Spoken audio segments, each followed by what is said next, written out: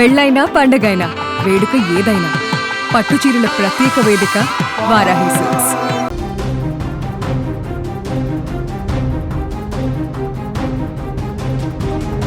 Cinema తెరపై ఆయన కనిపిస్తే చాలు ప్రేక్షకుల గుండెల్లో ఒక రకమైన భయం, ఒళ్ళు గగుర్లు పొడిచే అనుభూతి.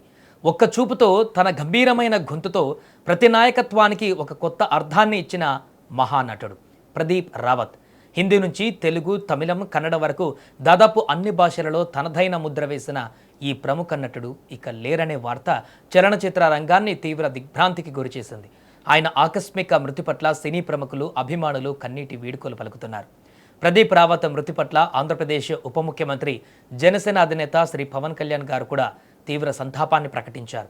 సోషల్ మీడియా వేదికగా స్పందిస్తూ ఆయన తన ప్రగాఢ సానుభూతిని తెలియజేశారు. పవన్ కళ్యాణ్ గారు తన సందేశంలో ప్రదీప్ రావత్ గారు మృతి చెందడం ఎంతో బాధాకరం.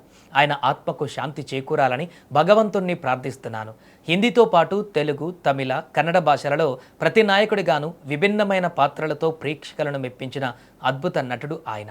నేను నటించిన సర్దార్ గబ్బర్ సింగ్, కాటమరాయుడు చిత్రాలలో ఆయన కీలక పాత్రలు పోషించారు అని గుర్తు చేసుకున్నారు పవన్ కళ్యాణ్.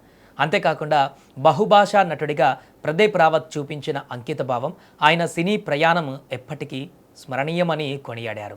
ఆయన కుటుంబ సభ్యులకు భగవంతుడు ధైర్యాన్ని ప్రసాదించాలని కోరుతున్నానట్టు ఆయన ట్విట్టర్ వేదికగా పవన్ స్పందించారు. భారతీయ చిత్రసీమలో ప్రదీప్ రావత్ ప్రయాణం అత్యంత స్ఫూర్తిదాయకం.